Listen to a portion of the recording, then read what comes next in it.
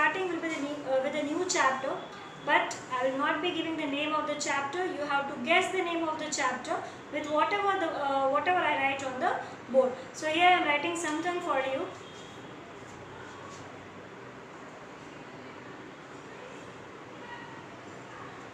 I have written something on the board, students, that is 2 upon 5. 2 upon 5. So this you have already gone through this, this kind of structure in your standard 6th also, in your standard 5th also, right? So what is this? This is your, which chapter we are going to start? That is fractions, right? And one more hint I am giving, that is, so what is this? 0.5. So what is this? 0.5. This is decimal. So I am going to start with the student the new chapter, that is chapter number 2, fractions and decimals.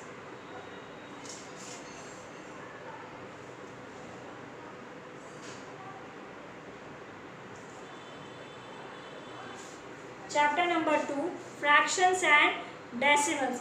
Now students, we are going to study the various types of fractions. The various types of fractions.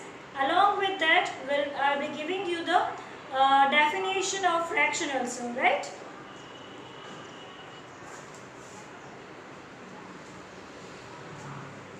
Okay, just have a look here, students.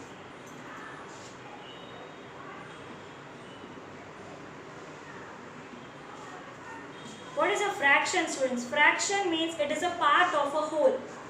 Fraction means it is a part of whole. That means fractions are never considered to be as a complete number, students. They are always with a part of whole. For example, if I am having one chocolate with me, so that is considered as a whole. But if I do the half of it, or if I do the 1/4 of it, to give it to some other student or to other person, so what I am doing? I am doing a part of the whole. So this is called the fraction, students, and the structure of writing the fraction is n upon d, where n means your numerator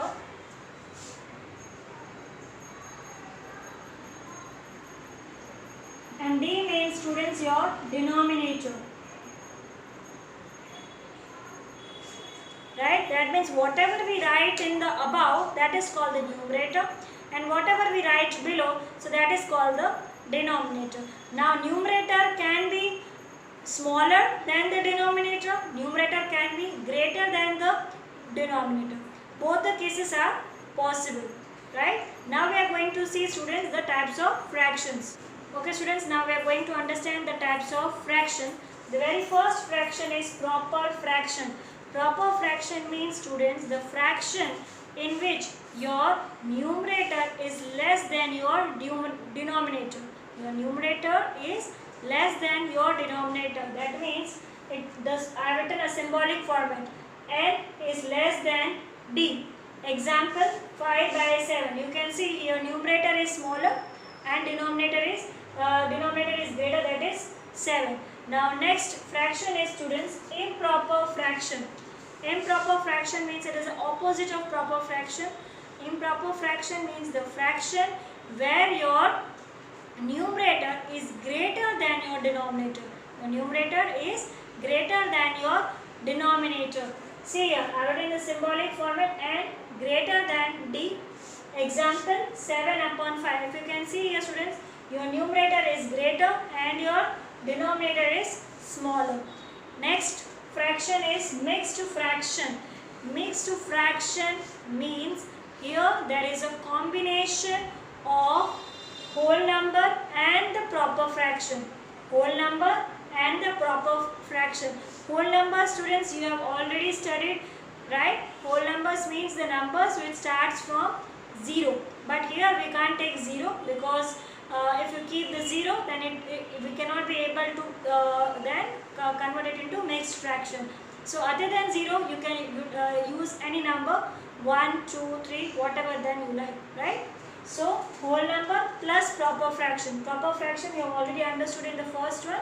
So whole number I have chosen here the whole number as 5 and the proper fraction is 3 by 7. If you just combine them, if you just add them, so you can get the mixed fraction as 5 3 by 7. 5 3 by 7, or you can also call it as 5 integer 3 by 7, or you can also call it as 5 whole number 3 by 7. Both are acceptable. Moving to the last one, students, that is unit fraction. Unit fraction means the fraction where your numerator is always 1. Your numerator is always 1. For example, 1 upon 5. Example 1 upon 5. You can also have more examples like 1 upon 7, 1 upon 9, 1 upon 10. They all are the examples of unit fraction.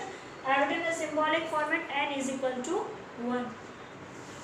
Okay students, now we begin with the fifth one, that is like fraction. Like fraction means the fractions whose denominators are same.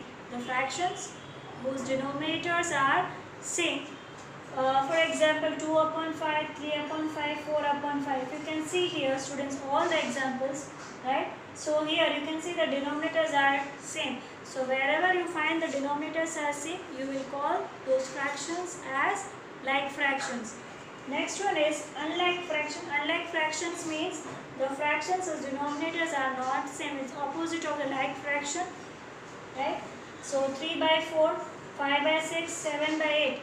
If you see here students, all the denominators are not same. All the denominators are different.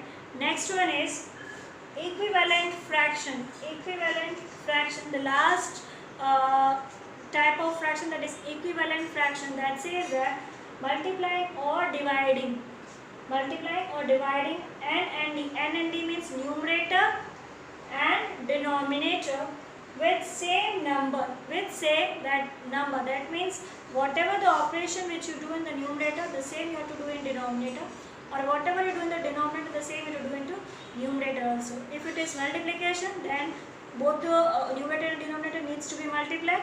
If you do division, then both numerator and denominator needs to be divided. So with the same number, the product obtained is equivalent fraction. Let's understand the example, students. 5 upon 6. This is my fraction. Now multiplying the numerator and the denominator with the same number, that is 2. With the same number, that is 2. So 5 2s are 10 and 6 2s are 12. So what is this? 10 by 12. This 10 by 12 is called the equivalent fraction of 5 by 6. This 10 by 12 is called the equivalent fraction of 5 by 6. Similarly, we can do the division also. I am having the fraction, that is 4 upon 6, right?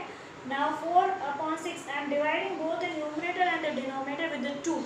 So if I divide the numerator with the 2, I will get 2. So 4 divided by 2 is 2. Similarly, I am dividing the denominator with the 2. So I am getting the answer as 3. So this 2 by 3 is called the equivalent fraction of 4 by 6. I hope students you are able to understand the types of fractions. आभार।